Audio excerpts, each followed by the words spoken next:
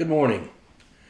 I've had fun this week wanting to look at all the different young men who had been selected in the 2021 NFL Draft. Not looking at them as football players and who got drafted, but trying to look at the behind-the-scenes story, looking at their personal lives and learning about who they are and what this now has meant for them. What I'm going to do in these last 2 days is today we're going to look at the number one draft in the 2020 NFL Draft, and then tomorrow we're going to look at the very last person drafted, number 259. Today we're going to wind up looking at Trevor Lawrence. Trevor Lawrence was drafted number one. He's from Clemson. He is a quarterback. Stands 6'6", 213 pounds. He truly is an amazing football player. Now I have to tell you, I don't follow Clemson closely. I really haven't learned a whole lot about them.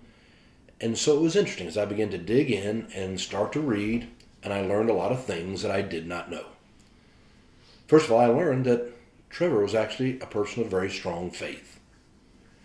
He was someone who was a very driven person and a very winning quarterback.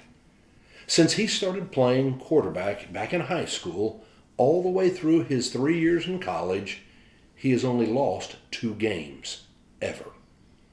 His record at Clemson was 34-2. At Clemson, for his freshman, sophomore, and junior year, he threw for 10,098 yards, 90 touchdowns. No, I had no idea that he really had been that incredibly successful. He got drafted by the Jacksonville Jaguars. The Jacksonville Jaguars are incredibly bad. The reason they had the first pick in the draft, well, it's because they were the worst team in the NFL. Last year they won their very first game, and then they lost 15 in a row. Over the last 10 seasons, they have lost 10 or more games, 9 out of those 10 years. No, they're an incredibly losing team. So they've now shaken everything up, and they have a new coach. It's Coach Urban Meyer. Urban Meyer had coached the University of Florida, and then he wound up coaching Ohio State, both to a national championship. He then took some time away from football, and now he's coming back to coach in the pros, the Jacksonville Jaguars. And he is thrilled to be getting Trevor Lawrence as his starting quarterback. Dabo Swinney is the coach at Clemson University. And I didn't realize what a person of faith Dabo Swinney was. And it was interesting to hear him talking about his quarterback. Recently, Trevor, he wound up marrying his high school sweetheart. Her name was Marissa Mowry. She too was an athlete, a person of also strong faith.